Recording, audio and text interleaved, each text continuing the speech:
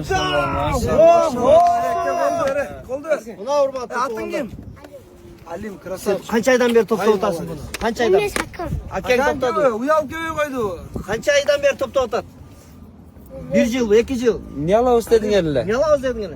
Telefonunu alalım dedim. Yaz şurtap koygan qara. Telefonga qaraganda so'rab ishlab ketsin. Malades telefon Buna aman. tug'anlar shurttab qo'yibdir. Hech kim olib ayt buni. Çoğun jigit bala. Çoğun jigit bala. Çoğun rahmat. Şala bir batır öpmeme. Amin. Keleceğin keng bo'lsin, yuzing yorug' bo'lsin, ota-enang sening yaxshilik kuningni ko'rsin.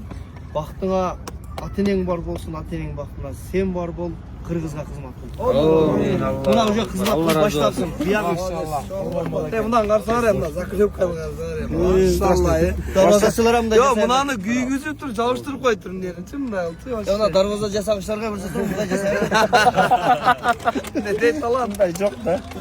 Ay maşallah. Öte bekem qilib turibdi. Niyeti telefonga qo'ygan ekan da. Ha, yaxshi ukam.